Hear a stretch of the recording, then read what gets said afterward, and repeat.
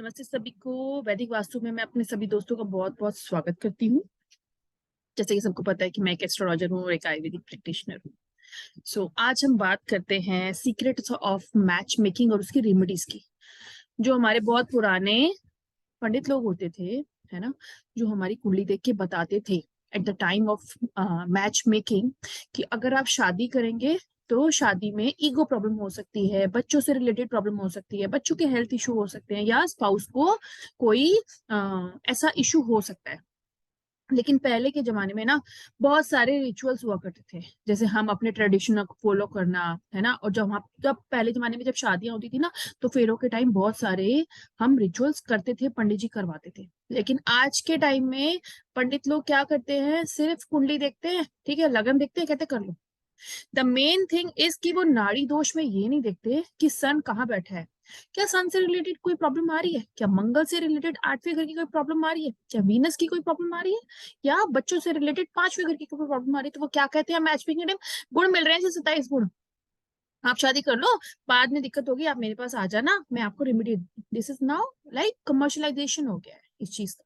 लोगों को लग रहा है, बहुत सारे लोगों ने इसको अपना एक बिजनेस बना दिया, which is not good actually.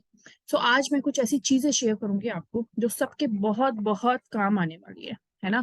जैसे मैं आपको ये बताती हूँ कि अगर किसी का शनि 3 में होता है, तो जब उस बच्चे की शादी होती है ना, तो उसका फादर या तो नहीं होता, या उसका फादर अटेंड ही नहीं करता शादी में, या उसकी मदर को शादी के 1 साल बाद प्रॉब्लम आ जाती है। इसी तरह जब मंगल 8वें में होता है, तो कहते हैं कि स्पाउस के यूट्रस में कुछ रिमूव करना पड़ सकता है। लेकिन अगर वो फीमेल है, लेकिन अगर वो मेल है, तो शादी के बाद उसको पाइल्स इश्यू आ सकते हैं।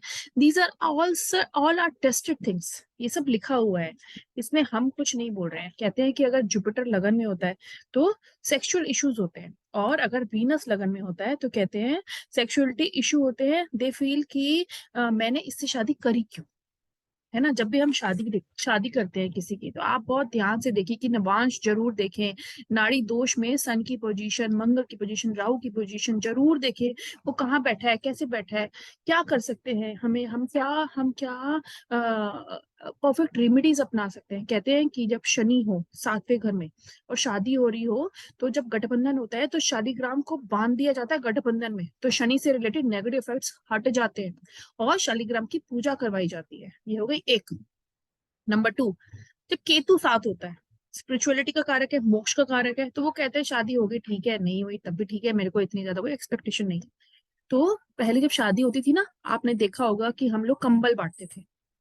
तो कंबल इज केतु, जब 7वें घर में केतु होता है तो कहते हैं कंबल बांटो, जो मिलनी के टाइम पे, तो केतु के जो बैड इफेक्ट होते हैं वो वही खत्म हो जाते हैं। देखिए कितना अच्छा पुराने टाइम में होता था, अब तो लोग पता नहीं क्या क्या देते हैं। किसी भी टाइप का कंबल हो, मोटा हो, ब्लैक एंड व्हाइट हो, तो जरूर मिलनी में आप लोगों को ये देना चाहिए। कहते हैं 7वें घर में सन हो तो ईगो इशू होती है ये बहुत लोगों ने देखा होगा अपनी कुंडली में। दोनों, अगर आप ऐसे भी देख सकते हैं कि दोनों पार्टनर्स के ना थॉट प्रोसेस नहीं मिल रहे, बहुत गुस्सा कर रहे हैं, तो मंगल और सन का इशू होता है। उसमें सबसे ज्यादा आप क्या कर सकते हैं, अगर आपका सन हो 7वें घर में, तो आप क्या करें, आप जो गुलाब का इत्र हो, गुलाब जल हो, परफ्यूम हो, ये अपने रिश्तेदारों को बांटते रहो। एनिवर्सरी पे जरूर दो। देखिए कितनी सिंपल चीजें हैं, कितनी सिंपल। अपने फादर के भी आप पैर छुएंगे, और जैसे मैं हमेशा बोलती हूँ, अमावस, पूर्णमासी और संक्रांत हर महीने आती है, अगर आप लोगों ने ये करनी शुरू कर दी तो आधी जिंदगी की प्रॉब्लम खत्म हो जाती है। अपने बच्चों से जानवरों की सेवा कराइए, अपने बच्चों से पेड़ लगवाइए। कितनी कितनी छोटी सी चीज है। जिन लोगों को शादियों में बहुत प्रॉब्लम आ रही है, तो वो पीपल, बड़, है ना, और नीम का अगर ये पेड़ लगाएं हर साल, तो ये कहते हैं कि सारी प्रॉब्लम की एक ही छोटी सी दवा है। देखो, तो अगर आप ये करेंगे तब भी आपको बहुत हेल्प होगी। कहते हैं कि अगर कहते हैं कि अगर ना 7वें घर में सन हो, तो बारातियों को, जैसे मैंने बताया है, कि आप गुलाब जल दो, गुलाब का इत्र दो, गुलाब का परफ्यूम दो। कहते हैं कि शादियों में, जैसे बहनें गठबंधन करती हैं, कभी कभी शादियों में नोकझोंक हो जाती है बहनों की वजह से, तो अगर आप अपनी बहनों को, शादियां जब आपकी फिक्स हो रही हैं, उनको हरे नोट दोगे, तो मरकरी का काम करता है, मरकरी आपका अच्छा हो जाएगा, मरकरी मतलब रिलेशनशिप। तो अगर अपनी बहनों को, स्पेशली बहनों को हरे नोट देंगे शादियों में, तो आपको ये बहुत अच्छी रिजल्ट देखने को मिलेंगे। कहते हैं 7वें घर में ना मंगल और राहु, सातवां घर क्या दिखाता है? आपकी एज। तो शादी करते हैं ताकि जब स्पाउस आएगा वो आपसे मिलेगा तो वो आपकी एज बढ़ाए, है ना।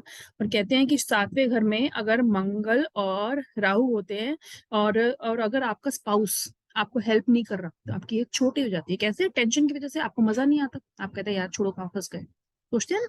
तो सातवें घर में अगर मंगल राहु हो और आपको प्रॉब्लम आ रही है तो आपको क्या करना है? एक टाट का बोरा लेना है, उसके अंदर आपको भर के मूंगफली लेनी है, और जब लड़की विदा होती है वो मूंगफली उस लड़की को दे देनी है, और ताकि वो रास्ते में पानी में बहा दे।